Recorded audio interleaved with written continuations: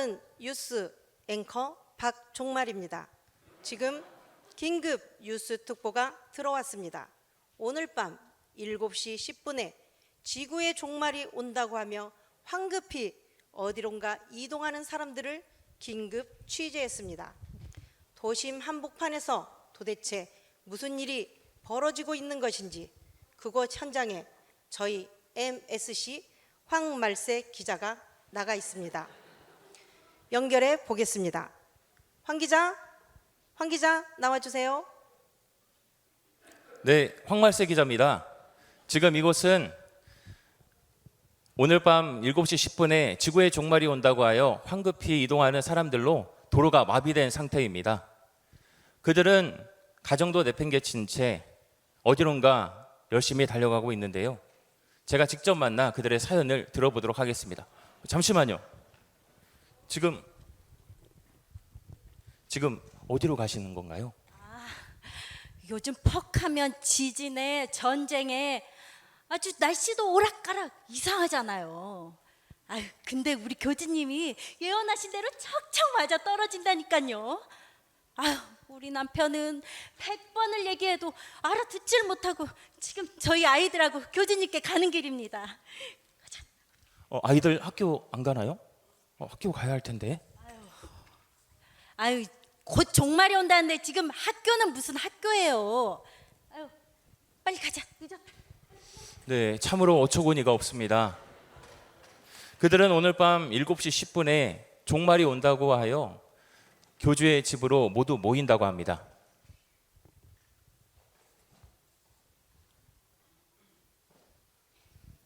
집을 나왔다고요?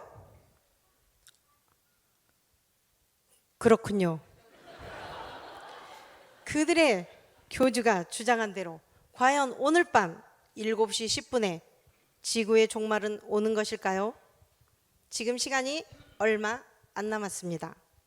자, 이번에도 황말세 기자가 단독 취재했습니다. 연결해 보겠습니다. 황 기자. 네, 저는 지금 구천지 회관 앞에 이동했습니다. 이번에 만나는 사람은 14만 4천 명이 구원을 받는다는 교리에 따라 그 숫자에 들어가기 위해 집을 나온 사람들인데요. 제가 그들을 만나보도록 하겠습니다. 그들도 집을 나왔다고요? 우리가 듣기에는 참으로 황당한데 말입니다. 황 기자, 지금 구천지 회관으로 들어가고 있는 신도들의 이야기를 들어볼 수 있을까요? 네, 지금 구천지 회관에 들어가는 신도가 보입니다. 제가 말을 붙여보겠습니다. 저기 잠시만요. 오늘 구천지 회관에 무슨 일이 있나요? 좀 있으면 이제 뭐 종말이 다가온다니 뭐니 해가지고 지금 급하게 가가지고 밀린 생명 공부와 그리고 전도를 하기 위해서 그것 말고도 또 할 일이 태산인데 여튼 빨리 가야 됩니다. 지금 14만 4천 명 안에 빨리 들어가야 되는데 우리 교수님 말만 잘 들으면 구원받을 수 있거든요. 그래서 제가 어저께 직장에다 사직서서 던지고 왔어요. 참으로 어처구니 없는 일입니다. 직장까지 그만두고 정말 갈수록 태산입니다. 그들은 왜 그러는 것일까요? 무엇이 그들을 여기까지 오게 한 것일까요? 저기 황급히 어디론가 뛰어가는 시민분을 만나보겠습니다. 지금 무슨 일이 있으신가요? 어디 가긴 어디 가요. 지금 우리 집사람하고 아이들하고 짐을 싹 싸가지고 사라져 버렸어요. 진짜 무슨 지구에 종말이 온다고 나도 몰래 다 사라져 버린 거예요. 진짜 사람이 죽으면 그걸로 끝 아닌가요? 그런데 무슨 심판이니 종말이니 막 그런 거 있잖아요. 진짜 아무래도 그 정신 빠진 사람들의 그 꾀임에 넘어가 가지고 가버린 것 같아요.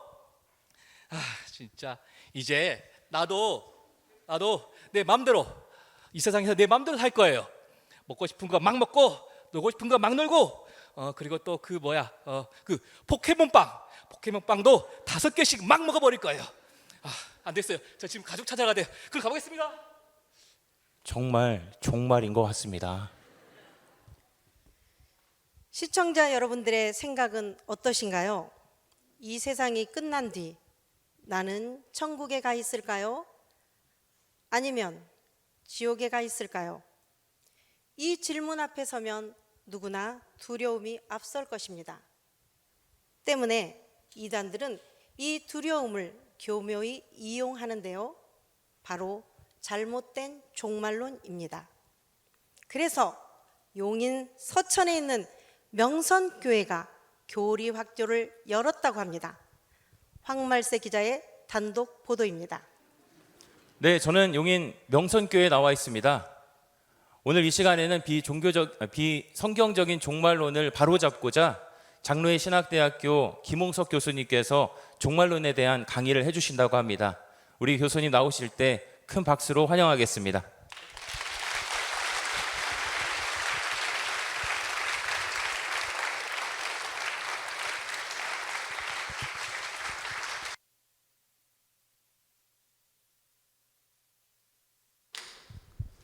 네, 반갑습니다. 그리고 정말 감사드립니다.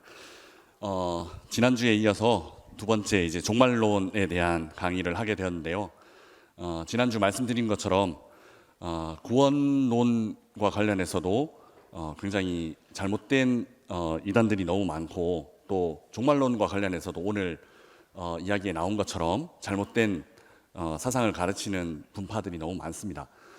그래서 어떤 게 바른 거냐, 이게 맞는 거냐, 틀린 거냐 고민이 될 때가 많은데, 오늘 조금이라도 해소가 될 수 있으면 좋겠습니다. 우리 친구들도 많이 왔고, 아까 그 교주 따라간다고 하더니 여기 앉아 있는데 그래서 잘못된 교주한테 가지 말고 우리 구원의 방주와 같은 확실한 구원이 있는 이 명선교회에서 교리 특강을 들으면서 우리가 조금 더 배워가야 하는 그 한 걸음을 걸어 나갈 수 있는 이 시간이 되었으면 좋겠습니다. PPT 한번 보여주시면, 종말론 끝이 시작되다라는 제목으로 우리는 끝 하면 끝에만 포커스가 맞춰져 있는 경우들이 많이 있죠. 그런데 끝이라는 의미와 동시에 시작이라는 포커스가 우리에게 또 균형 있게 있어야 됩니다. 그 끝이 시작된 그 의미에 대해서 함께 나눠보겠습니다. 강의에 들어가기 전에 지난주에 구원론과 관련해서 질문을 몇 분이 주셨어요. 그래서 그 질문부터 좀 설명을 드리고 시작을 하겠습니다. 설명을 드린다고 해서 제가 완벽하게 이 질문에 대해서 해답을 드린다라는 의미는 아닙니다. 신학은 누차 제가 강조하는 바와 같이 신학은 가장 덜 틀린, 그러니까 가장 문제가 적은 것을 지향합니다. 그러니까 신학이 답을 준다기보다는 요 안에서 가장 덜 틀린 거다, 이렇게 생각을 하시면 됩니다. 먼저 질문이 사도행전 16장 31절 말씀에 주 예수를 믿으라, 그리하면 너와 내 집이 구원을 얻으리라 라는 말에서 한 사람이 믿으면 온 가족이 믿게 될 것이다 라는 뜻인가요? 라고 질문을 하셨습니다. 저도 어릴 때 저희 부모님들 생각하면서 저희 부모님들이 교회를 다니시기는 하셨는데 구원과는 좀 거리가 먼신 것 같아요. 그래서 수련회 때마다 또 기도할 때마다 우리 부모님들을 위해서 기도를 많이 했었는데, 어떠세요? 주 예수를 믿으라, 그리하면 너와 내 집이 구원을 얻으리라 라는 말이 기계적으로 한 사람이 믿으면 그 온 집안이 구원을 받는다라는 의미일까요? 당연히 이제 그런 의미는 아닐 겁니다. 요 본문 같은 경우에는 그 본문 안에 나타나는 상황성을 이해를 해야 됩니다. 요 본문은 유럽으로 처음 복음이 들어가서 빌립보 지역에 바울은 사실 빌립보 지역 유럽으로 건너갈 마음이 없었습니다. 아시아로 가고 싶어하는 마음으로 하나님 앞에 기도했는데 하나님이 계속 아시아로 가는 길을 막으셨어요. 그리고 마게도니아 환상을 보여주시면서 처음으로 복음이 그 해협을 건너서 유럽으로 들어갑니다. 그게 빌립보 지역이었는데, 그 지역에서 사역을 하다가 하나님께서 보내신 일이면 내가 가려고 해서 간 길도 아니고 내가 가려고 한 길 아니라 반대편으로 하나님 보내셨는데, 그러면은 막 이렇게 설교 한번 하면은 막 3,000명씩 막 예수 믿겠다고 나오고 이래야 되잖아요. 그런데 그 빌립보서의 사역은 어떻게 보면 실패와 다름없는 사역이 됩니다. 왜냐하면 바울은 빌립보 감옥에 갇혔고 이제 아무것도 할 수 없는 그런 상황이 되기 때문이에요. 그런데 그 상황에서 하나님의 역사들이 나타나는데 누가 바뀌냐 하면 간수가 바뀌어요. 간수가 어떻게 바뀌느냐 하면 지진이 일어났어요. 그래서 문이 열렸어요. 묶고 있는 수갑이나 그 족쇄 같은 게 다 풀렸어요. 그러면 간수는 어떻게 생각해요? 당연히 죄수들이 도망갔을 거다라고 생각하죠. 그런데 그래서 자결하려고 이제 내가 이렇게 주구나 저렇게 주구나 하면서 자결하려고 하는데 안에서 감옥 안에서 소리가 들려요. 멈춰라고. 우리 여기 있다고. 그래서 이 어떻게 된 사람인가? 이 당연히 문도 풀렸고 모든 게 다 풀어졌으면 죄수들은 도망가는 게 맞는데, 그래서 지키고 있는 나에게 책임이 들어오는 게 맞는데 이 어떤 일인가 하고 그 사람들을 불러서 집에 초청을 해서 씻기고 치료를 해줍니다. 그때 바울이 했던 말이에요. 주 예수를 믿으라. 그리하면 너와 내 집이 구원을 얻으리라. 그래서 그 간수의 집이 구원을 받았을까요? 안 받았을까요? 네, 받았어요. 그래서 요 말씀은 첫 번째는 상황성이 있는 말씀입니다. 그러니까 그 빌립보 감옥의 간수에게 바울이 했던 말이죠. 그래서 그 말은 이루어졌어요? 안 이루어졌어요? 이루어졌어요. 그 간수는 그 간수뿐만 아니라 온 집이 구원을 받았어요. 자, 그러면 이 빌립보 감옥을 지키던 간수에게 일어났던 일이 그러면 우리에게도 일어날 수 있는 일인가 아닌가를 판단해야 되겠죠. 우리에게도 일어날 수 있는 일일까요? 일어나지 않을까요? 네, 이 얘기는 일어날 수도 있어요. 그런데 기계적으로 일어나지는 않아요. 과거 같은 경우에는 다부장적인 제도였죠. 그래서 아빠가 예수님을 믿으면 온 가족이 예수님을 믿을 수밖에 없는 구조였어요. 심지어는 제가 살고 있는 하이델베르크에는 종교개혁이 일어나고 난 다음에 담임 목사님 가셨던 그 성령교회라는 그 교회는 원래는 카톨릭 교회였어요. 그러니까 우리로 말하면 성당이었어요. 그런데 그 군주가 개신교로 개종을 했어요. 그래서 그 교회는 개신교 교회가 된 거예요. 그러니까 한 사람이 바뀌면 그 도시 전체가 바뀌기도 해요. 그죠? 과거에는 그리고 콘스탄틴 황제가 예수님을 믿기 시작했어요. 그러니까 온 제국이 어떻게 돼요? 바뀌기도 해요. 그런 일들도 일어나요. 일어나는데 기계적으로 오늘날 우리 교회에 내가 믿었기 때문에 내 부모님들이 자연스럽게 구원받는다, 그렇게 얘기하기는 어려울 거예요. 그런데 그럼에도 불구하고 내가 믿었기 때문에 복음을 접할 수 있는 기회는 그 이전보다는 몇백 배, 몇천 배 늘어난 거예요. 그러니까 나를 통해서 우리 부모님들이 구원받을 수 있는 가능성은 훨씬 더 늘어나는 거기 때문에 가능성으로 따지면, 수학적으로 따지면 훨씬 더 가능성이 늘어난 거예요. 그렇다고 해서 기계적으로 내가 믿었기 때문에 내 부모님도 자연스럽게 구원을 받는다는 아니지만 훨씬 더 가능성이 늘어났다, 이렇게는 설명을 드릴 수 있을 것 같아요. 그리고 그 구원을 위해서는 우리가 계속해서 기도해야죠. 예.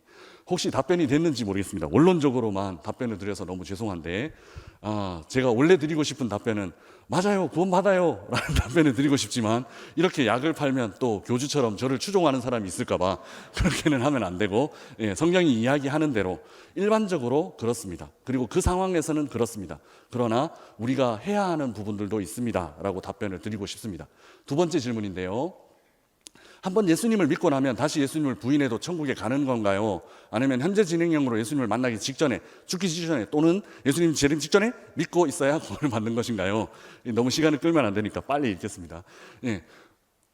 이 질문 같은 경우에는 예수님 믿는다고 입으로 시인하면 구원은 받습니다.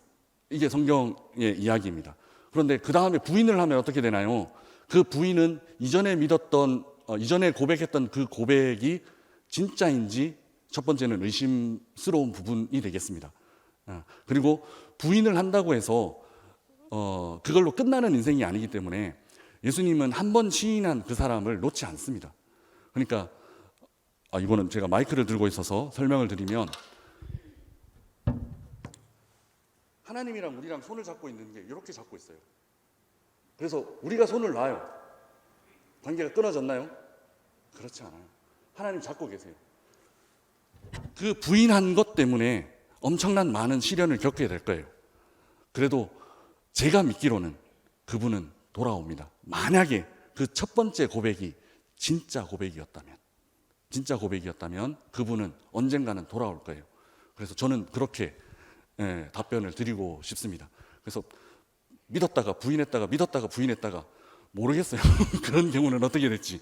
왔다 갔다 하면 모르겠어요. 그런데 하나님은 우리를 한 번 시인한 그 사람의 손은 잡고 놓지 않으세요.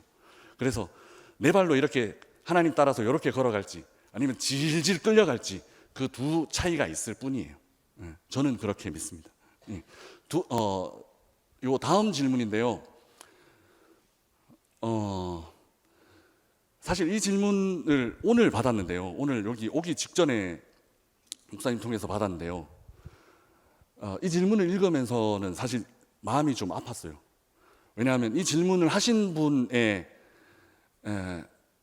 그 뒷이야기가 느껴졌기 때문이에요. 사랑하는 사람을 위해서 오래 기도하고 은혜 구하고 믿게 해달라고 기도했는데 라는 문구에서 이미 이 질문을 하신 분은 이런 상황이 있으신 거예요. 그래서 저는 이 질문에는 내가 대답할 거리는 아니다라고 답을 얻었어요. 그래서 혹 이 종말론 강의 마지막 부분에 이 질문을 하신 분이 답을 얻으셨으면 좋겠다라는 기도로 답변을 대신 하고 싶어요. 예, 요 질문은 죄송합니다. 제가 답변을 드릴 부분은 아닌 것 같습니다.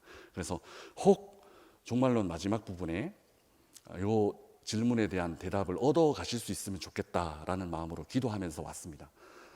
예. 그 다음 질문으로 넘어가죠. 로마서 4장 3절에 성경이 무엇을 말하느냐, 요거는 이신칭의에 대한 부분인데요. 우리가 조금 헷갈리는 부분이 뭐냐면 믿음으로 구원을 얻는 요 믿음이라는 부분을 공로, 그러니까 선행으로 집어넣을 것인가, 사람의 일로 집어넣을 것인가, 아니면은 이거는 사람의 일로 집어넣지 않을 것인가 하는 문제인데요. 루터는 사람의 공적으로 구원받는다라는 얘기의 반대편의 이신칭이 믿음으로 구원받는다는 걸 세운 거예요. 그러니까 믿음으로 구원받는다는 말과 선행으로 구원받는다는 인간의 공로가 구원에 영향을 미친다라는 말은 반대되는 말이에요. 좀 이해를 하시겠습니까? 자, 요거를 잘 설명하기 위해서는 구약의 불뱀 사건을 설명할 수밖에 없는데요. 이스라엘 민족이 죄를 짓고 난 다음에 하나님 불뱀을 보내서 모든 사람이 죽게 됐어요. 근데 해독제가 있었죠. 그게 뭔가요? 예, 뱀을 만들어서 장대에 매달아서 그걸 쳐다보는 사람들은 낫게 하셨죠. 자, 그러면 쳐다보는 이 일이 내 공로인가요? 내 행위인가요? 하나님이 어떻게든 구원을 얻을 수 있도록, 하나님이 어떻게든 그 사람들을 치유하시기 위해서 한 가지 방법을 걸어 놓으신 것이고, 거기에서 무슨 해독제가 나와서 눈으로 해독제가 들어가서 그 사람이 불뱀에 물린 게 치유된 거가 아니잖아요. 하나님이 말씀하신 그 말씀을 내가 어떻게든 듣고 저대로 하면 살 수 있어 라는 믿음의 고백으로 고개를 들어서 누구나 볼 수 있는 그 지점에 있는 뱀을 봤을 때, 노뱀을 봤을 때 치유가 되는 거잖아요. 그 마음으로, 그 믿음으로 치유를 받는 거기 때문에 이거는 사람의 공로가 아니에요. 그것도 아니고 그냥 그 불뱀에 물린 사람들이 유일하게 할 수 있는 일은 그냥 고개 들어서 이거밖에 없었을 거예요. 고개 들어서 이걸로 하나님이 치유하는 방법을 허락해 주신 거라, 하나님의 은혜가 이미 그 사람을 지나서 관통해 있어요. 이미 나를 지나서 하나님의 은혜, 살리고 싶어 하시는 하나님의 마음이 나를 지나가 있어요. 하나님의 은혜가 여기 앞에 떨어져 있는데 여기를 믿음이라는 행위로 내가 한 걸음을 내디뎌서 구원을 받는 게 아니라 하나님의 은혜는 이미 나를 관통해서 지나가 있어요. 그래서 내가 할 수 있는 유일한 거, 그냥 고개 들어서 그 쳐다보는 거, 그거 갖고 하나님이 치유해 주겠다, 그거 의로 여기고 치유해 주겠다라고 약속하신 사건이 불뱀 사건이에요. 그래서 믿음은 공로나 선행이 아니에요. 믿음은 죽어있는 우리가 유일하게 할 수 있는 일이에요. 유일하게 꿈틀할 수 있는 일이에요. 그 작은 행위로 너가 치료받고 구원받을 수 있는 길을 열어주신 것이 하나님이세요. 그런 관점으로 보시는 것이 좋을 것 같아요. 그러니까 믿음이랑 선한 행위랑은 구분을 좀 하셔야 됩니다. 이게 교단마다 좀 다른데 우리 교단에서는 이렇게 믿습니다.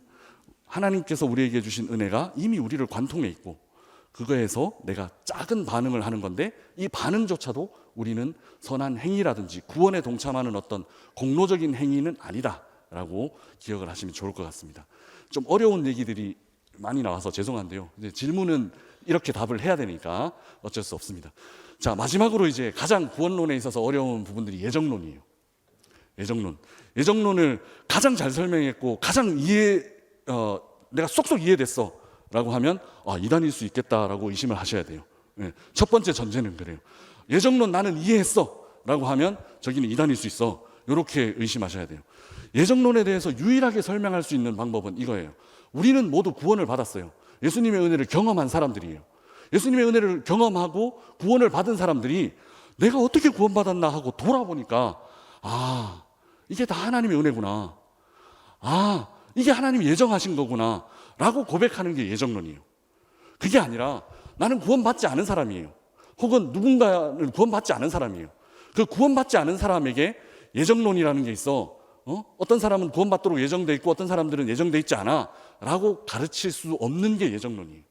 그래서 예정론은 구원받고 그 문 안으로, 은혜의 문 안으로 들어와서 돌아보니까 그 문 위에 비상구 적혀있는 조지점에 예정이었구나 라고 적혀져 있는 거예요. 그러니까 내가 은혜 받고 구원받고 돌아서 보니까 내가 구원받았던 지점, 그 지점이 하나님께서 다 예정해 주신 거구나 라고 고백하는 거지. 구원받기 전에 있던 사람이 예정론, 나는 하나님 앞에 예정돼 있으니까 어쩔 수 없이 내가 안 믿으려고 해도 나는 구원받을 수밖에 없고, 혹은 나는 믿으려고 해도 만약에 하나님 예정에 벗어나 있으면 나는 믿으려고 해도 구원받을 수 없어 라고 얘기하는 게 아니라는 거예요. 이해하시겠어요? 너무 어렵죠. 예정론은 그래서 들어와 보니까 그 문설주에 적혀 있는 게 예정론이더라, 이렇게 이해하시는 게 가장 오류가 적은 이해입니다. 이해하시겠습니까? 그래서 예수님 믿지 않는 우리 배우자나 예수님 믿지 않는 우리 부모님들에게 예정론을 설명할 수 없어요. 이해하지도 못해요. 그런데 나는 알아요. 나는 구원받고 들어와서 돌아보니까 알아요. 그게 예정론이에요. 이해하시겠습니까? 이게 가장 덜 틀린 표현이 될 것 같습니다. 저도 박사 공부를 했지만 이 정도밖에 설명을 할 수가 없을 것 같습니다. 이렇게 해서 답이 물론 다 되지는 않으셨겠지만 모든 신학이 그렇습니다. 계속해서 100% 답이 되는 신학은 없습니다. 그러니까 계속해서 공부하고 그러면서 내가 치우치지 않게 하나님의 말씀에 대해서 배워가는 것, 그것이 우리가 해야 되는 일이 아닌가 하는 생각이 듭니다. 답변은 안 됐겠지만 넘어가겠습니다. 오늘은 종말론 끝이 시작되다라는 제목으로 말씀을 나누는데요. 우리 친구들 요 이야기 본 적 있어? 곤충을 세 부분으로 나누면 어떻게 될까? 머리, 가슴, 배. 근데 이 친구는, 이 심볼이라는 친구는 어떻게 썼을까? 이렇게 썼어. 정답과 오답을 모두 다 아는 우리 친구들입니다. 곤충을 세 부분으로 나누면 이렇게 답을 쓰고 나왔대요. 우리 친구들 중에 진짜 시험 칠 때 이렇게 쓰면 안 된다.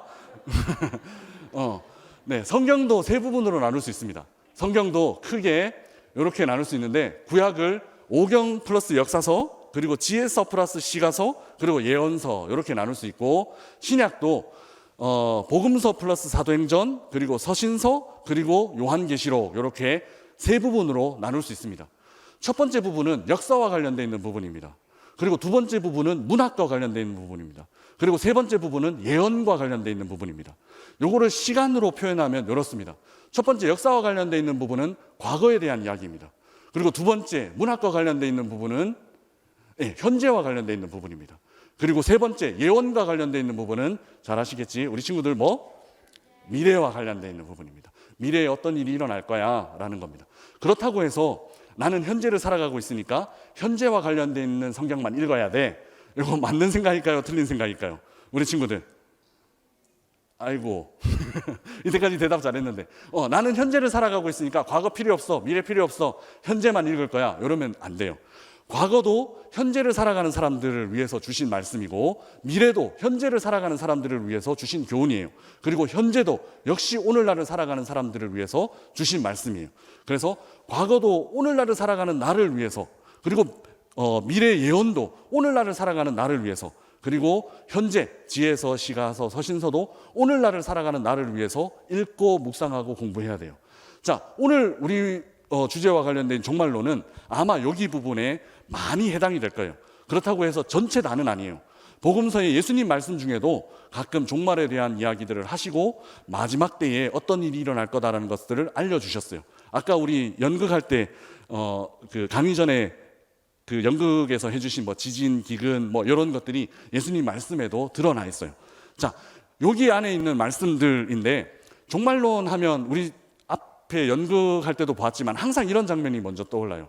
노스트라다무스가 뭐 1900 몇 년도에 그리고 이렇게 막 흰 옷 입은 사람들이 막 들려 올라가고 그리고 전사님이 요때가 중학교 때인가 그랬는데 실제로 학교에서 출석 체크를 했었어요. 혹시 저기에 빠져갖고 학교 안 나온 사람들이 있는지를 체크했었어요. 우리 앞에 잘못된 교주님한테 갈 뻔했던 우리 친구들 여기 명선교회에 와서 다행인데 어쨌든 이렇게 막 몇 월 며칠 몇 시 막 이런 거 하면서 뉴스에도 엄청 나오고 했었어요. 근데 종말론 하면 이런 게 떠오르는데 실제로 성경에서 가르치는 종말론이 이런 것인가 하면 그런 것은 아니다라고 제가 앞으로 계속 얘기를 하겠죠. 종말론이란 에스카톨로지 해서 헬라어로 타에스카타 해서 에스카토스라는 마지막에라는 형용사에 명사화되어 있는 마지막 일들에 대한 로고스, 우리가 너무 잘 아는 마지막 일들에 대한 교훈입니다. 종말론이란 마지막 때에 일어날 일들에 대한 교리입니다. 종말론의 핵심 질문은 그래서 마지막 때가 언제야? 이겁니다. 그래서 마지막 때가 언제야? 이 질문은 사실 잘못되어 있는 질문이기도 해요. 그런데 어쩔 수 없이 이 질문에 대답을 해야 되기도 합니다. 한번 본격적으로 들어가서 살펴보면요. 종말론은 시간과 관계된 교리입니다. 우리 친구들 시간 하면 뭐가 떠올라? 시간은 어떤 거야? 어렵죠. 시간이라는 말을 항상 써왔는데 시간이 뭐야? 라고 대답하면 어렵습니다. 제가 대학 다닐 때 마지막 기말고사 첫 시간에 들어가고 중간에 계속 빠지고 마지막 기말고사 때 들어가서 시험 치고 A+ 받았던 과목이 있습니다. 그게 과학철학이라는 시간이었는데요. 그 마지막 문제에 이런 대답이 나왔습니다. 시간의 상대성 원리에 대해서 쓰시오. 그리고 나머지 다른 문제들이 많이 있었어요. 그런데 뭐 제가 수업을 들어왔어야지 알죠. 그때는 그게 가능했어요. 출석 체크가 뭐 이렇게 전자체크로 찍는 것도 아니었고 대충 이제 선생님들이 출석 체크도 잘 안 하시고 그냥 자원하는 마음으로 강의에 참여했던 그런 시간이었어요. 시간의 상대성 원리에 쓰시오라는 대답에 제가 어떻게 썼냐 하면 지금 시험 치고 있는 내게 흐르는 시간과 저 창밖에 애인을 만나러 걸어가고 있는 저 하구에게 흐르고 있는 시간은 다르다. 이렇게 쓰고 나왔어요. 근데 그 성적이 A+이었어요. 나머지 뭐 계산하는 식도 있었고 나머지 개념 적는 문제도 있었고 못 적었어요. 그런데 그 한 문제만 적고 덮고 답안지 제출하고 나왔는데 A+를 받았어요. 기발하지 않아요? 그 수업을 하나도 듣지 않았는데 마치 그 수업을 다 듣고 통달하는 것처럼 답변을 쓰고 나왔어요. 우리 친구들에게 쉽게 표현하면 이런 거예요. 내일 만약에 여기 수원이니까 요 옆에 있는 에버랜드 여러분의 것이라고 알려져 있는 이병철 것도 아니고 여러분들의 것이라고 알려져 있는 이 에버랜드에 내일 만약에 가요. 그러면 오늘 시간이 어떻게 흘러갈까? 너무 느리지. 너무 느리게 흘러갈 거야. 그런데 만약에 내일 시험 일이야. 내일 수학이랑 영어랑 국어랑 다 시험 쳐야 돼. 자, 그러면 오늘 시간이 어떻게 흘러갈까? 너무 빨라요. 전사님이랑 똑같아. 그러니까 내일 만약에 좋은 일이 있으면 시간이 왜 이렇게 안 흘러가는지 모르겠어요. 근데 내일 만약에 내일이 안 왔으면 좋겠어. 그러면 오늘 시간이 너무 빨리 흘러가요. 이게 시간의 상대성 원리예요. 쉽게 표현하면. 그런 시간이 객관적으로 이렇게 1분, 1초 이렇게 흘러가는 것 같지만 그렇지 않아요. 여러 가지 개념의 시간이 있어요. 성경에 나타난 시간 개념은 잘 아시는 것처럼 이런 걸 거예요. 하나는 크로노스라는 시간 개념이에요. 이거는 기간, 우리가 보통 얘기하는 때와 관련되어 있는 개념이에요. 두 번째는 카이로스라는 시간 개념이에요. 이거는 순간, 시점, 그러니까 기회 이런 말로 번역될 수 있어요. 이해되겠죠? 크로노스라는 개념은 이렇게 흘러가는 시간 그 자체고 카이로스라는 시간은 그 흘러가는 시간 속에서 뭔가 특별한 한순간을 가리키는 말이 카이로스예요. 자, 요 크로노스 카이로스라는 말은 성경에 꽤 자주 나오는 편인데 요한복음 1장 7절 같이 한번 읽어볼까요? 시작. 이르시되 때와 시기는 아버지께서 자기의 권한에 두셨으니 너희가 알 바 아니요. 요 때와 시기라는 말 안에 카이로스와 크로노스라는 개념이 같이 들어가 있어요. 요거는 나중에 다시 한번 제가 언급할게요. 사도행전 7장 17절에 또 한번 나오는데 요거는 카이로스일지 크로노스일지 한번 맞춰볼게요. 시작. 같이 읽어보겠습니다. 시작. 하나님이 아브라함에게 약속하신 때가 가까움에 이스라엘 백성이 애굽에서 번성하여 많아졌더니. 아멘. 우리 친구들, 요거는 카이로스의 시간일까요? 크로노스의 시간일까요? 어렵죠. 다시. 요거는 카이로스의 시간일까요? 크로노스의 시간일까요? 카이로스. 와, 역시 맹선교회 친구들은 똑똑해요. 하나도 힌트를 안 줬는데 다 알아요. 요 시기는 약속하신 때라는 어떤 특별한 때예요. 그러니까 카이로스의 시간이 맞아요. 근데 요 다음 바로 뒷부분에 있는 7장 20절에 있는 말씀인데 같이 읽어볼게요. 시작. 그때 모세가 낳았는데 하나님 보시기에 아름다운지라 그의 아버지의 집에서 3달 동안 길리더니. 아민. 여기에 나오는 그때도 카이로스 아니면 크로노스로 적혀져 있어요. 요거는 어딜까? 앞에 게 카이로스니까 요거는 당연히 크로노스겠죠. 요때는 그 당시에 그때라는 말이 어떤 특정한 그 때를 의미하는 것보다도 그 시대에 이런 의미로 번역될 수 있어서 그때에 모세가 태어났대요. 자, 이런 개념을 갖고 그러면 언제가 마지막 때인가 하는 개념에서 우리는 항상 카이로스와 같은 시점을 바라봐요. 그러니까 시한부 종말론 같은 사람들은 항상 시점, 몇 년, 몇 월, 며칠, 몇 시, 요 시점에 항상 관심이 꽂혀 있어요. 그런데 하나님은 오히려 그 카이로스적인 개념의 어떤 시점, 정확한 때, 거기보다도 하나님께서 우리에게 주신 종말론 안에는 긴 시간, 크로노스와 같은 긴 시대, 이런 의미들이 훨씬 더 강하게 있어요. 그렇다고 해서 카이로스는 없고 크로노스만 있어, 크로노스는 없고 카이로스만 있어, 다 잘못된 거예요. 두 개 다 있는데 우리는 너무 한 지점에 대한 생각이 강해요. 종말론 하면 몇 년, 몇 월, 며칠, 내 생일만 지나가고 아니면 시험 다가오기 전에 예수님, 뭐 이런 생각들만 강해요. 그런데 성경이 말하는 종말론에는 그 한 지점에 대한 생각들도 분명히 있지만 그 한 지점에 대한 생각보다는 어떤 긴 시간적인 흐름에 대한 설명들이 훨씬 더 많아요. 그 부분을 오늘 이야기를 나눠볼게요. 사도행전 1장으로 다시 넘어가서 사람들의 관심은 항상 여기 있어요. 같이 한번 읽어볼게요. 시작. 그들이 모였을 때에 예수께 여쭈어 이르되 주께서 이스라엘 나라를 회복하심이 이때니까 하니. 그러니까 언제 오실 거예요? 언제 회복하실 거예요? 이거예요. 몇 년, 몇 월, 며칠, 몇 시, 이거를 질문하는 게 사람들의 관심이에요. 우리도 제발 시험 치기 전에만 오셨으면 좋겠다. 우리도 제발 큰 시험 앞두고 저거 시험 치기 전에 예수님 오셨으면 좋겠다. 이런 말씀, 이런 기도들을 하곤 하는데 이게 항상 사람들의 관심이에요. 2000년 전에 제자들의 관심도 이거였어요. 그런데 예수님의 대답은 이거예요. 같이 한번 읽어볼게요. 시작. 이르시되 때와 시기는 아버지께서 자기의 권한에 두셨으니 너희가 알 바 아니요. 한마디로 뭐예요? 이거예요. 몰라도 돼. 이거예요. 몰라도 돼. 때와 기한, 언제 올지, 카이로스, 언제 그 예수님의 재림이 이루어질지, 언제 종말이 올지, 이거는 몰라도 돼예요. 첫 번째 대답은 그거예요. 몰라도 돼, 이 지점에 너무 관심을 쏟게 되면 우리는 잘못된 길로 갈 가능성이 훨씬 더 커져요. 예수님 우리에게 분명히 때와 기한은 아버지께서 자기 권한에 두신 거래요. 아들도 모른대요. 그러니까 너희는 몰라도 돼. 왜? 모르는 게 더 좋은 거야. 사실 이런 의미가 더 포함되어 있어요. 너희는 모르는 게 더 좋은 거야. 이런 의미가 포함되어 있어요. 그리고 예수님의 두 번째 대답이 이거예요. 같이 한번 읽어보겠습니다. 시작. 오직 성령이 너희에게 임하시면 너희가 권능을 받고 예루살렘과 온 유대와 사마리아와 땅 끝까지 이르러 내 증인이 되리라 하시니라. 아멘.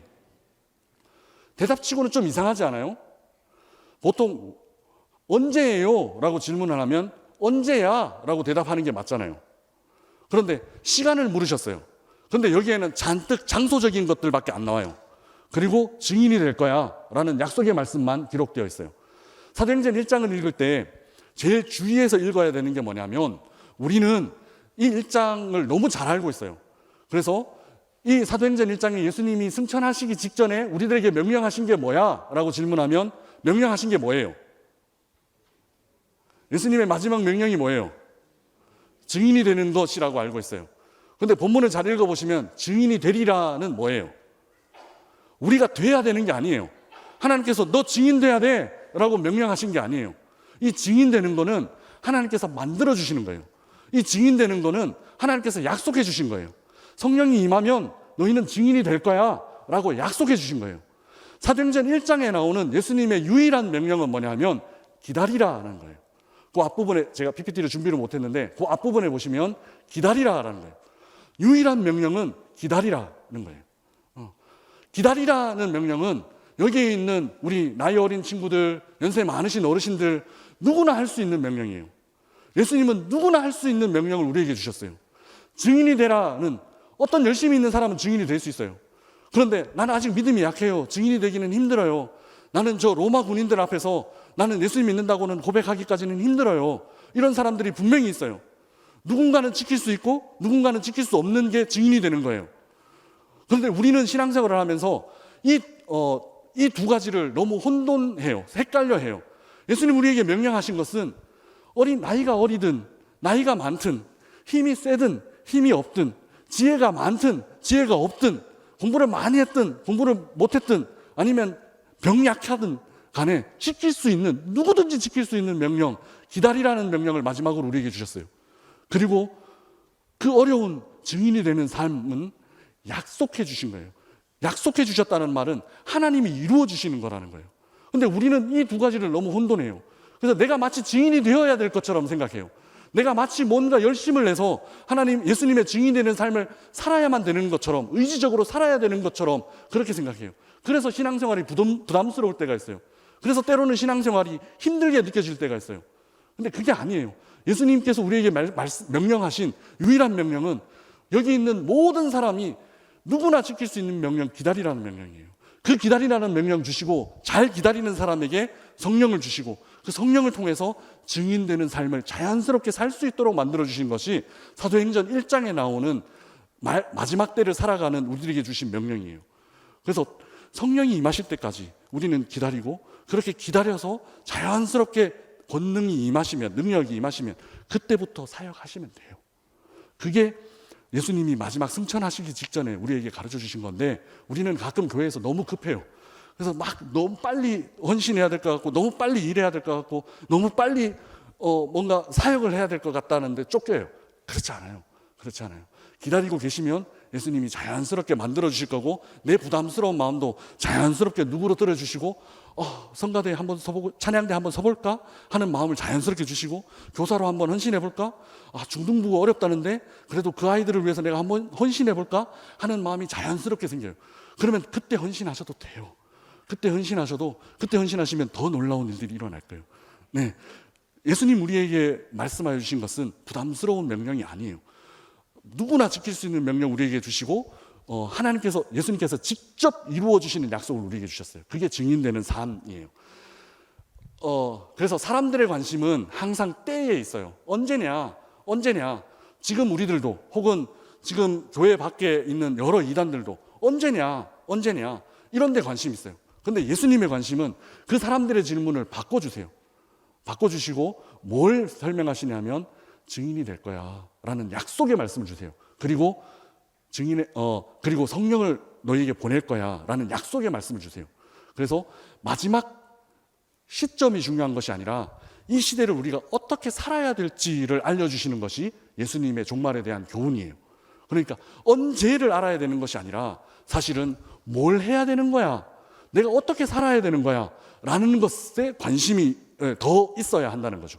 우리 종말의 시대를, 마지막 때를 살아가는 성도님들은 언제가 아니라 무엇을, 내가 어떻게 살아야 할까라는 것에 관심을 가질 수 있어야 돼요. 그것이 종말론에 대한 가장 중요한 핵심 포인트예요. 그런데 예수님이 성령에 대해서 말씀하신 이유가 있어요. 바로 뒤에 사도행전 2장 말씀에 보면 하나님이 말씀하시기를 말세에 내가 내 영을 모든 육체에 부어주리니, 요 구절에 말세라는 표현, 우리가 종말 아까 등장하셨고 말세도 등장하셨고 하셨는데, 말세라는 표현이 성령과 함께 등장하고 있어요. 이 부분에서 말세는 마지막 날들이에요. 어느 시점이라기보다는 날들이에요. 그리고 내 영은 하나님의 영이고 하나님의 영일 뿐만 아니라 성령이에요. 그리고 마지막 때에 일어날 일이 뭐냐를 알려주시는데 그것은 첫 번째 성령 받는 일이고 두 번째 증인되는 삶이에요. 마지막 때에는 성령을 받게 되고 그리고 증인되는 삶을 사시게 될 거예요. 그것이 마지막 때에 우리가 무엇을 그리고 어떻게라는 질문에 언제라는 질문 대신에 무엇을 그리고 어떻게라는 질문으로 채워야 할 영역이에요. 성령이 말하는 마지막 때는 그래서 어떤 시점이 아니라 몇 년, 몇 월, 며칠 시점이 아니라 기간이에요. 살펴보면 성령 강림 이후가 될 거예요. 그런데 성령 강림 이후라는 말을 좀 더 자세히 살펴보면 예수님의 초림 이후, 왜냐하면 예수님의 초림으로 성령 강림이 가능하게 되었거든요. 요걸 제가 조금 더 깊이 설명을 하겠습니다. 그리고 예수님의 재림 때까지, 그러니까 시점이라기보다는 기간의 의미가 많이 들어가요. 예수님께서 초림, 재림, 처음 이 땅에 오셨고 성육신 하셨고 그리고 예수님이 다시 오실 때까지가 바로 마지막 때예요. 그러면 지금 우리가 살고 있는 때는 언젠가요? 마지막 때가 되는 거예요. 지금 우리가 살고 있는 이 때가 바로 마지막 때인 거예요. 그래서 이 기간을 어떤 마음의 자세를 가지고 살아야 할지를 가르치는 것이 종말론의 핵심이에요. 어렵죠? 예, when이라고 해서 언제 해서 제가 나와서 언제입니다 하고 시계 보고 이렇게 쫙 알려드리면 아주 시원할 텐데 그게 아니라 언제인지는 하나님이 몰라도 돼라고 말씀하셨어요. 그 대신에 오늘 우리가 어떻게 살아야 할지 그 관점에 대해서 공부하는 게 정말 종말론이에요 라고 말씀드릴 수밖에 없어요. 예. 자, 그래서 그러면 오순절 이후에 성령을 받았어요. 그런데 오순절 이전의 사람들은 그러면 어떻게 해요? 라는 거를 구약 성경 안에서 한번 살펴볼게요. 성령과 사람 사이에 일어난 일들인데 창조 때는 하나님이 사람을 어떻게 창조하셨냐면 사람의 몸 안에 성령 하나님이 내주하시도록 창조하셨어요. 그게 창세기 2장 7절 말씀에 나타납니다. 같이 한번 읽어보겠습니다. 시작. 여호와 하나님이 땅의 흙으로 사람을 지으시고 생기를 그 코에 불어 넣으시니 사람이 생명이 되니라. 아멘. 몸 안에 우리 딸들에게 물어보면 너 몸 안에 뭐 있어? 하면 피자, 햄버거, 떡볶이 뭐 이런 얘기를 해요. 근데 그게 아니라 원래 사람 몸 안에 성령 하나님이 내주하셨어요. 그래서 우리는 성령 하나님이 내주하시는 몸을 입고 사는 것이 처음 창조할 때 우리의 몸이었어요. 그래서 하나님과 굉장히 긴밀하게 관계하고 굉장히 긴밀하게 교제하는 것이 원래 창조 때 우리들이었어요. 그런데 이 창조 당시에 성령 하나님은 우리 몸 안에 거주하셨습니다. 그런데 하나님께서 이르시되 창세기 6장에 이 하나님이 떠나가세요. 노아 홍수 직전에 이 하나님의 영이 떠나가세요. 같이 한번 읽어보겠습니다. 시작. 여호와께서 이르시되 나의 영이 영원히 사람과 함께하지 아니하리니 이는 그들이 육신이 됨이라. 아멘. 계속 사람 몸 안에 머물러 계시던 그 하나님의 영, 성령 하나님이 이제 떠나가세요. 자꾸 인간들이 죄를 지으니까. 요 다음 사건에 노아 홍수 사건이 일어나는데 제가 지난해 청년부 수련회를 와서 그렇게 말했어요. 진짜 재앙은 뭐냐? 홍수로 사람들이 물에 빠져 죽은, 온 인류가 물에 빠져 죽은 그 사건이 아니라 하나님과 관계가 깨어져 버린, 하나님이 떠나버린 이 6장 3절이 진짜 재앙이다 라고 말씀드렸어요. 하나님의 영이 떠나버리셨대요. 그러면 그 사이에는 어떻게 하나님과 우리 인간들이 교제를 할까요? 노아 홍수 직전에 성령님이 떠나시고 우리 육신은 하나님이 거주하시지 않는 껍질만 남게 됐어요. 그래서 이때부터 성령과 사람은 그냥 임시적인 만남들을 가져요. 특별한 목적을 갖고, 예를 들면 이런 겁니다. 사사들 같은 경우에 삼손이 이렇게 성령 하나님과 교제합니다. 같이 한번 읽어볼게요. 시작. 삼손이 레이의 이름에 블레셋 사람들이 그에게로 마주 나가며 소리 지를 때 여호와의 영이 삼손에게 갑자기 임하시매 그의 팔 위에 밧줄이 불탄 삼과 같이 그의 결박되었던 손에서 떨어진지라. 아멘. 삼손이 성령 하나님이랑 창조 때 모습처럼 계속해서 교제를 하고 있었던 것이 아니에요. 하나님이 떠나셨어요. 그런데 하나님이 사람들을 구원하시기 위해서 한 번씩 강림하셔서 역사하세요. 바로 앞에 있는 어떤 미션을 위해서, 바로 앞에 있는 어떤 일들을 위해서 삼손에게 강하게 한번 임하시고 그 일들이 완료되고 난 다음에 다시 떠나시고 하는 임시적인 만남들을 하셨어요. 또 한 가지는 예언자들에게 성령 하나님 임하셨어요. 같이 한번 읽어볼게요. 시작. 여호와께서 권능으로 내게 임재하시고 그의 영으로 나를 데리고 가서 골짜기 가운데 두셨는데 거기 뼈가 가득하더라. 아멘. 예언을 하기 직전에 하나님 성령이 강하게 임하시고 하나님의 말씀을 예언하고 그리고 예언자에게서 떠나셨어요. 그래서 이때 구약 시대의 성령은 이런 식이에요. 지속적이지 않고 임시적이에요. 그리고 직면한 어떤 특수한 임무를 수행하기 위해서 임하세요. 그리고 모든 사람들이 성령을 갖고 있었던 것이 아니라, 갖고 있었다 이런 표현은 좀 외국어 표현이라서 좀 죄송한데요.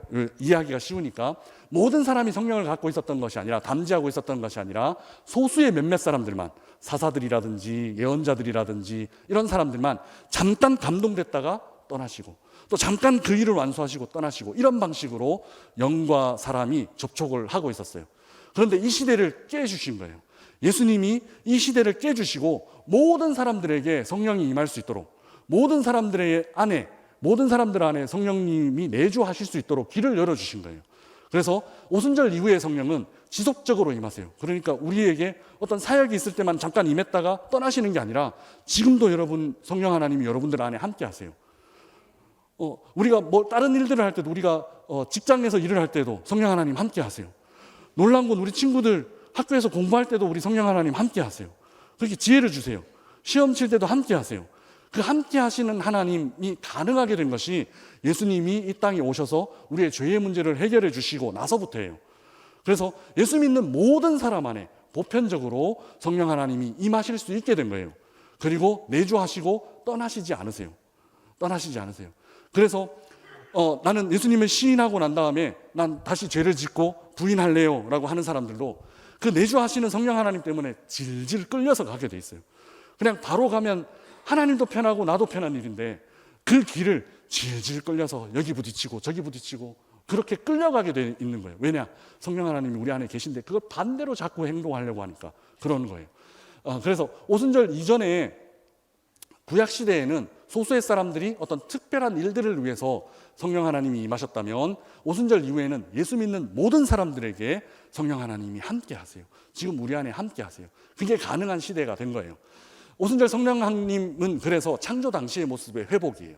왜 이 얘기를 길게 하느냐 하면 바로 이것 때문이에요.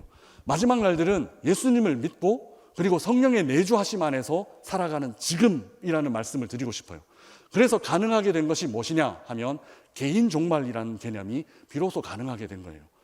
구약시대에는 사람들이 어떻게 믿었느냐 하면, 구약시대의 유대인들의 생각은 사람들이 구원받기 전에 잠들어 있다, 마지막 때에 한꺼번에 무덤에서 일어난다라는 생각을 갖고 있었어요. 무슨 얘기냐 하면 죽음이 잠들어 있는 거예요. 그리고 마지막 때 하나님이 깨우시면 무덤에서 벌떡벌떡 일어나는 거예요. 이런 생각이 신약 성경 안에 있어요. 마태복음 27장에 예수님이 돌아가시는 그 순간에 어떤 일이 일어나냐면 이런 일들이 일어나요. 같이 한번 읽어볼게요. 시작. 예, 성소 휘장이 위로부터 아래까지 찢어져 둘이 되고 예. 많이 일어나되, 이렇게 성도의 몸이, 무덤이 열리고 성도들의 몸이 막 일어나는 일들이 예수님이 돌아가시던 그 순간에 일어났어요. 구약시대의 그 유대인들은 이렇게 믿었던 거예요. 그래서 심지어는 어떤 기록까지 있냐면, 예루살렘에서 심판의 날이 있으니까 너무 멀리 가서 죽으면 안 된다라고 해서 유대인들은 가급적 예루살렘으로 가까이 와서 죽으려고 했어요. 그래서 돈 많은 사람들은 성전 가까이에서 무덤을 마련할 수 있었고, 돈이 없는 사람들은 더 멀리, 이렇게 지금도 예루살렘에 가면 그렇게 되어 있어요. 그런데 돌아오지 못하고 이방인 나라에서 죽은 사람들은 땅속에서 그 시체가 떼굴떼굴 굴러가고 예루살렘까지 와야 된다, 뭐 이런 전설까지 믿고 있어요. 그래서 땅속에서 지렁이처럼 굴러와야 되니까 그 몸이 얼마나 다 험하게 되겠냐, 뭐 이런 기록까지 있어요. 그러니까 사람들이 어떻게 생각했냐면 무덤에 머물러 있고 마지막 때가 되면 일시에 다 일어나서 하늘나라로 간다, 이런 생각을 구약시대의 사람들은 갖고 있었어요. 그런데 신약에서는 달라지죠. 예수님이 거지 나사로와 부자 이야기 안에서 거지 나사로가 죽은 뒤에 바로 어떻게 돼요? 바로 아브라함 품에 가죠. 누가복음은 잘 안 읽어보셨구나. 이거 같이 한번 읽어보겠습니다. 시작. 예, 그 거지가 죽어 천사들에게 받들려 아브라함의 품에 들어가고, 부자도 죽어 장사되매 그가 음부에서 고통 중에 눈들어 멀리 아브라함과 그의 품에 있는 나사로를 보고. 아멘. 실제로 지옥에 있는 사람이 천국에 있는 사람을 볼 수 있을까? 실제로 지옥에서 천국을 볼 수 있을까? 이건 잘 모르겠어요. 모르겠는데 분명히 예수님 말씀 안에 거지 나사로가 죽어서 바로 아브라함 품에 갔다라고 기록을 하고 있어요. 성령 하나님이 임한 이후에는 사람들이 개인적으로 죽었을 때 이걸 개인적인 종말이라고 표현합니다. 같이 한번 해볼까요? 개인적인 종말. 예. 우주적인 종말이 있기 전에 개인적인 종말에서 분명히 바로 우리가 죽고 나면 바로 하늘나라로 올라갈 겁니다. 예. 그것이 가능해진 거예요. 그래서 지난주에 설명드린 역사상 가장 행운의 사나이의 불운, 그 예수님 십자가 옆에서 죽은 강도 같은 경우에도 예수님이 어떤 말씀을 하세요? 네가 언제? 내 재림의 때에 나와 함께 낙원에 있으리라 라고 말씀하셨어요? 아니죠. 네가 오늘 나와 함께 낙원에 있으리라 말씀하신 거예요. 우리는 이제 개인적으로 죽으면 바로 천국에 갈 수 있는 때가 준비가 된 거예요, 이미.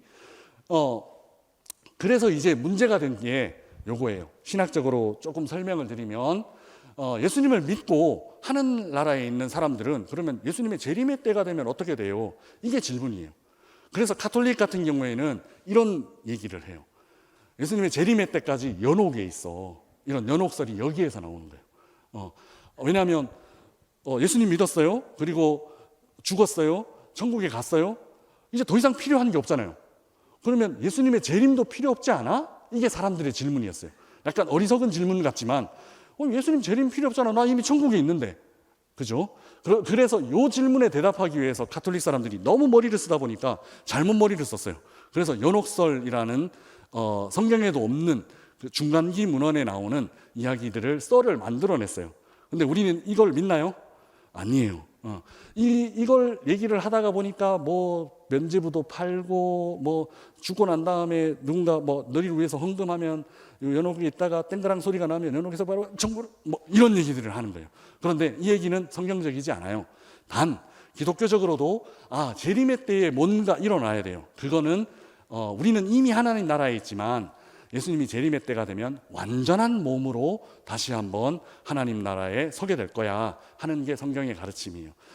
고린도전서 15장 부활장을 읽어보시면 영적인 몸, 신령한 몸이라는 얘기가 그런 의미가 될 수 있어요. 이해하시나요? 너무 좀 어려운 얘기들을 하죠. 예, 죄송해요. 어쩔 수 없이 이런 것들을 좀 종말론에서는 언급을 해야 되니까. 그래서 기독교에서는 연옥 거짓말이야. 연옥 성경적이지 않아. 다만 하늘나라에서 이미 하나님과 같이 찬양하고 하나님이랑 같이 이야기 나누고 하나님과 같이 맛있는 거 먹고 그렇게 하다가 예수님이 재림의 때가 돼서 우주적인 종말이 일어나면 그때 나는 완전한 몸으로 다시 태어나는 거야 라는 것은 성경 안에 유추해 볼 수 있습니다. 자, 그래서 예수님의 재림의 때는 우주적인 종말이에요. 그러니까 온 하늘과 땅이 이제 끝이 나던가 새롭게 시작되던가 뭐 이런 이제 가르침들이 있어요. 여기를 너무 자세하게 말하면 또 치우침이 될 수 있어서 아무튼 예수님의 재림의 때는 우주적인 종말이고 심판의 날이다라고. 우리 친구들 요 그림 무슨 그림인지 아는 친구 있어? 잘 안 들려. 전사들 요즘 최로 시작해. 그 다음 자는 후야. 그 다음 자는 의. 최후의 만찬은 아니고 지금 밥 안 먹잖아. 최후의 누가 나왔어? 최후의 심판 맞아요. 누가 그렸는지도 혹시 알아? 몰라도 돼. 더 이상 질문하면 안 될 것 같아요. 최후의 심판이라는 그림이에요. 요 심판의 날처럼 예수님이 재림할 때 아마 최후의 심판이 일어날 거예요.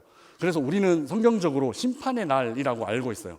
그런데 심판의 날이라는 말로만 표현하면 너무 두려운 말이 될 거예요. 나도 재판 받아야 돼? 라는 말이 생각이 드니까. 자, 질문은 예수님을 믿는 사람만 부활할 수 있다? 어때요? 신앙인들이 많이 좀 오해하는 부분이 예수님 믿는 사람만 부활할 수 있다라고 생각해요. 그런데 우리의 영혼은 썩지 않아요. 사라지지 않아요. 그래서 부활은 모든 사람에게 일어나요. 예수님을 믿은 사람뿐만 아니라 예수님을 믿지 않는 사람. 요한복음 9절에는 선한 일을 행한 자라고 표현하고 있는데 이 선한 일은 예수님을 믿는 일이에요. 한번 같이 읽어보겠습니다. 시작. 선한 일을 행한 자는 생명의 부활로 악한 일을 행한 자는 심판의 부활로 나오리라. 아멘. 예. 선한 사람들도, 예수님을 믿는 사람들도 부활해요. 당연히. 그런데 예수님을 믿지 않는 사람들도 부활해요. 그런데 예수님을 믿지 않는 사람들에게는 심판의 부활이 있어요. 다시 한번 요한복음 안에 있는 구절을 읽어보면, 심판은 예수님을 믿지 않는 사람들에게만 있는 거고 예수님을 믿는 사람들에게는 이렇게 표현되어 있어요. 5장 24절 같이 읽어보겠습니다. 시작. 내가 진실로 진실로 너희에게 이르노니 내 말을 듣고 또 나 보내신 이를 믿는 자는 영생을 얻었고 심판에 이르지 아니하나니 사망에서 생명으로 옮겼느니라. 아멘. 이미 옮겨졌어요. 이미 옮겨져서 우리가 죽고 나서 그 심판대 앞에 뭐 서기도 서겠지만 서서는 네가 죄인이냐 선인이 죄인이냐 악인이냐? 아니, 네가 예수님을 잘 믿었느냐 아니냐를 판단하지 않아요. 우리는 이미 하늘나라로 바로 갈 거예요. 왜냐하면 사망에서 이미 생명으로 옮겼기 때문에. 예, 심판을 받지 않아요. 프리패스하는 게 예수님 믿는 사람들의 특권이에요. 그래서 그리스도인들에게는 심판의 날이라기보다는 승리의 날이에요. 예수님의 재림의 때 온 우주적인 종말이 일어나는 그때는 심판을 받아서 내가 지옥으로 갈 수도 있고 천국으로 갈 수도 있고 그때 결판 나는 게 아니라 우리는 이미 하늘나라에 가 있는 존재들이고 그때는 승리를 확인하는 날, 그리고 예수님의 승리에 동참하는 날이 되는 거예요. 두려워하지 않아도 돼요. 그래서 지난 시간에 배웠던 그 구원론과 관련해서 과거에 이미 우리는 의롭다 칭함을 받았어요.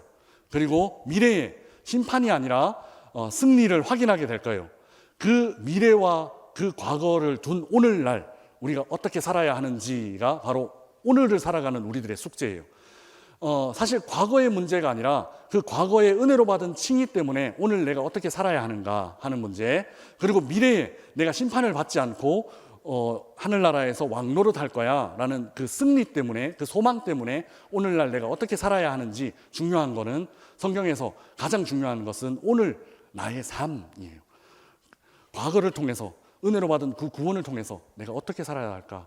지난주에 말씀드린 것처럼 마틴 루터가 그 은혜의 교리를 지키기 위해서 그 큰 권력들 앞에서 생명을 걸어놓고 나는 다른 것을 할 수 없어요 라고 고백했던 것처럼, 그 은혜로 받은 구원 때문에 오늘 내가 어떻게 살아야 할지가 결판이 나고요.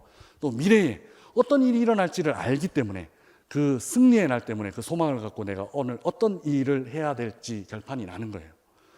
이 말씀으로 서두에 제가 받았던, 제가 답변하기 너무 힘들고 그냥 그 질문을 읽으면서 마음이 아팠던 그 질문에 대한 대답을 하고 싶어요. 하나님께서 사랑하는 누군가가 예수님 믿지 않고 죽었을 때 그 아픈 마음을 저는 다 헤아릴 수 없지만 천국에서 눈을 떴을 때 그 아픔, 그 상처까지도 저 소망의 하나님께서 하나도 생각나지 않도록 해 주실 거예요. 완벽하게 해 주실 거예요. 저는 그런 하나님을 믿어요. 모르겠어요.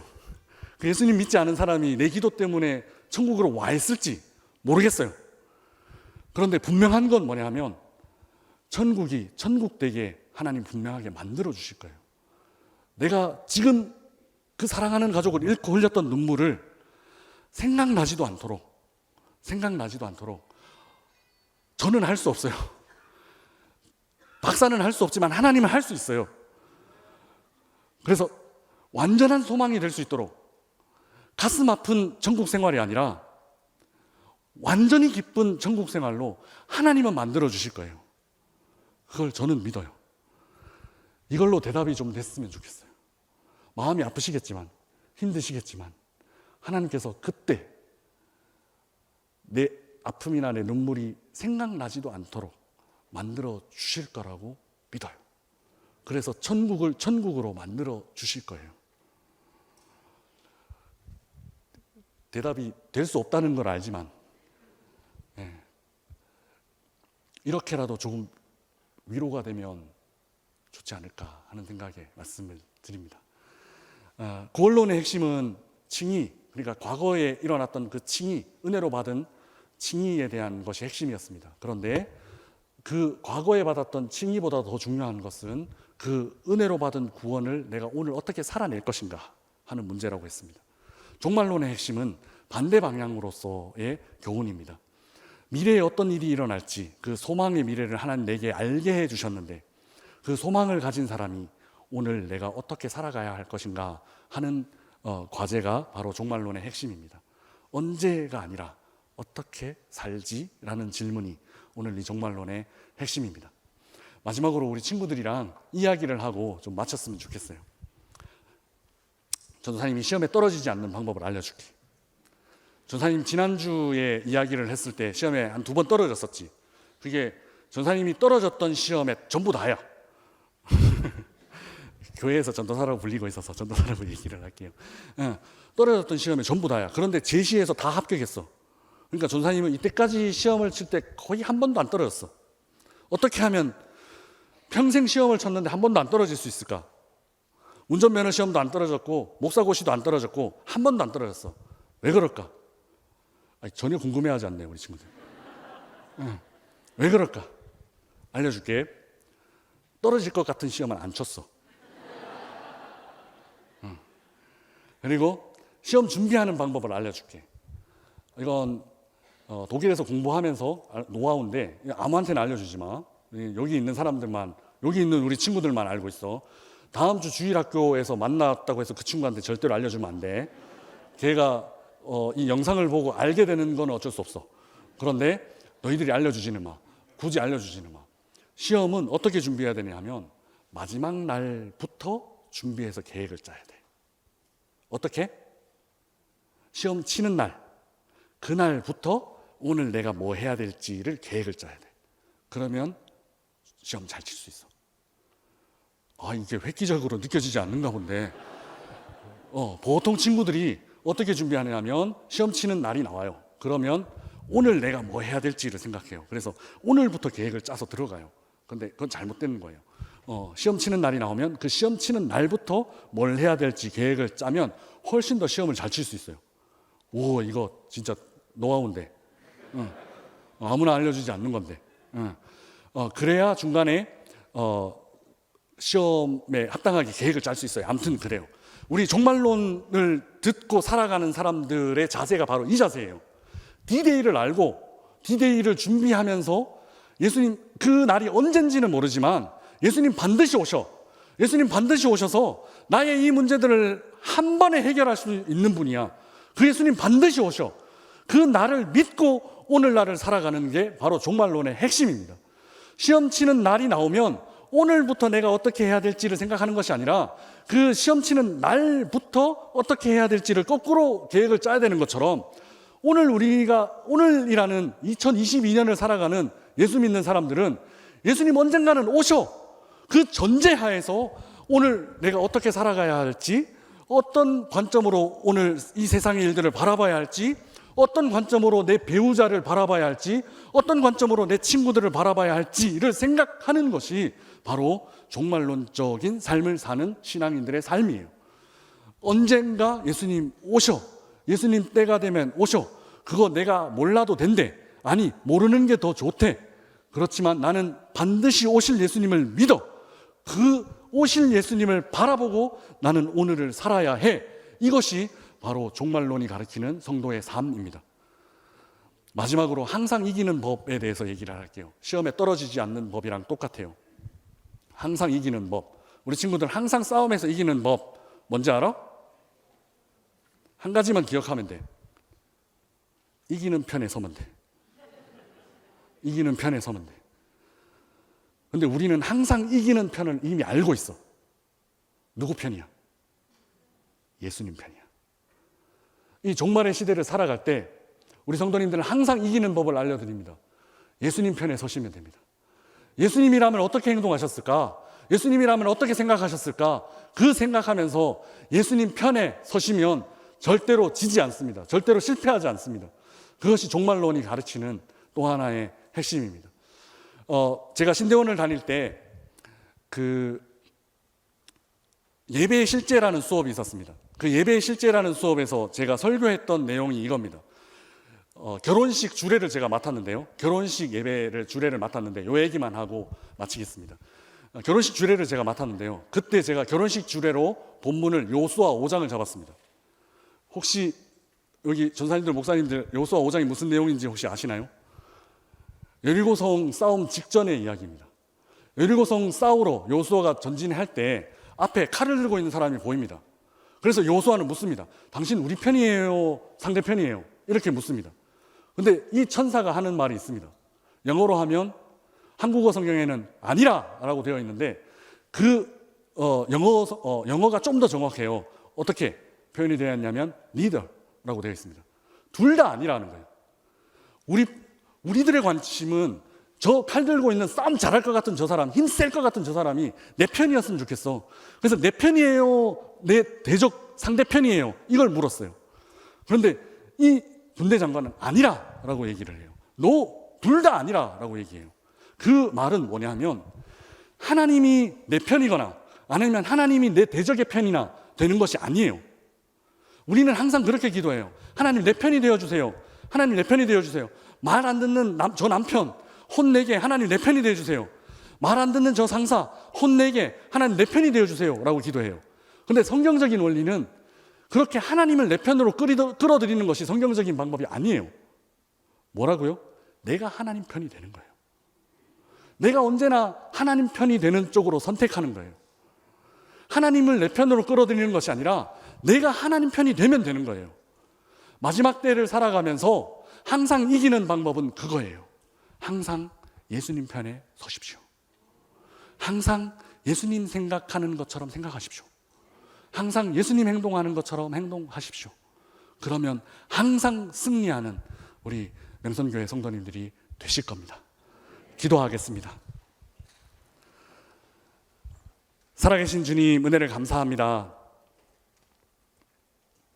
종말론 강의, 마지막 때에 대한 강의, 부족한 종이 이런저런 이야기들을 나누었지만 하나님, 우리 성도님들, 이 마지막 때를 살아가고 있는, 이 혼탁한 시대를 살아가고 있는 우리 성도님들에게 꼭 필요한 하나님의 말씀이 마음에 고이 새겨질 수 있도록 주님 역사하여 주시옵소서.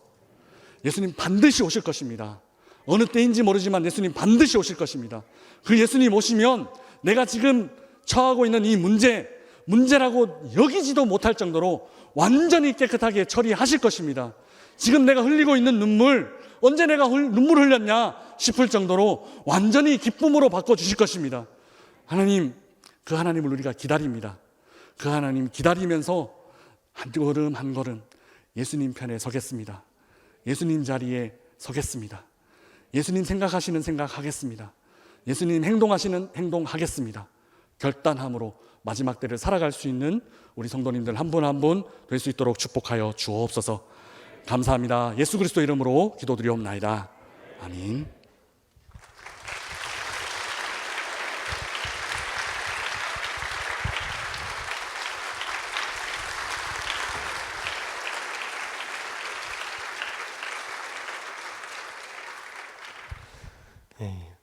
우리 이 시간 자리에서 일어나셔서 찬송가 176장 함께 찬양하겠습니다. 찬송가 176장입니다.